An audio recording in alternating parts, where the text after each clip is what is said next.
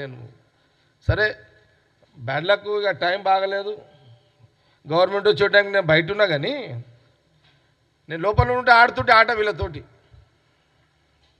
నేను లోపల ఉంటే నేను టైం బాగుండి నేను ఎమ్మెల్యేగా ఉండుంటే కేటీఆర్ని హరీష్ రావుతో ఆడుకుంటుంటే మంచిగా. అట్లేం లేదు, నాకు తెలుసు వాళ్ళతో ఎట్లా ఆడుకోవాలో. మీరు ఆ బండ్లలో తిరుగుతారు, ఆర్టీసీ యొక్క విలువ మీకు తెలియదు. సోనియా గాంధీ, రాహుల్ గాంధీ గారికి తెలుసు ఆ విలువ. ఎందుకంటే వాళ్ళ ఆస్తులు వాళ్ళ చిరాస్తులు అన్నీ కూడా ఆనాడు మహాత్మా గాంధీ కాలం నుంచి తీసుకుంటే నెహ్రూ గారు, వాళ్ళ నాయన మోతీలాల్ నెహ్రూ గారు ఉన్న భూములు, ఆస్తులు, లక్షల కోట్ల ఆస్తులు ఇండిపెండెన్స్ కోసం ఇచ్చేసిన చరిత్ర వాళ్ళది. వాళ్ళకి తెలుసు ఆర్టీసీ బస్సు విలువ ఏందో వాళ్ళకి తెలుసు. సోనియా గాంధీ గారికి, రాహుల్ గాంధీ గారికి తెలుసు. కేసీఆర్ కుటుంబానికి తెలియకపోవచ్చు.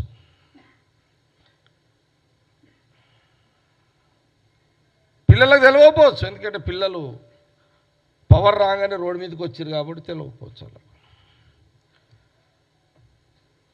ఆ విలువేందో సోనియా గాంధీ, రాహుల్ గాంధీ గారు బాగా తెలుసు కాబట్టి సీఎం రేవంత్ రెడ్డి గారు స్టార్ట్ చేసారు తెల్లారే. రోజుకు 400 మంది అంటే ఇప్పుడు 25 రోజులే. ఒక్క బస్సు 4 ట్రిప్పులు అంటే లెక్క చేయండి ఒకసారి. ఎవరు ఇప్పటివరకు తిరిగింది ఎంత తెలంగాణలో? చిన్న 6.5 కోట్లు.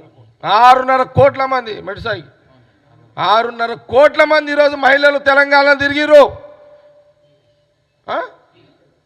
ఫ్రీగా. దీనికి నువ్వు సవాలా? నేను కేటీఆర్ని, హరీష్ రావుని అడుగుతున్నా, మీకు దీని మీద వస్తారా? డిబేట్కి వస్తారా? మీరు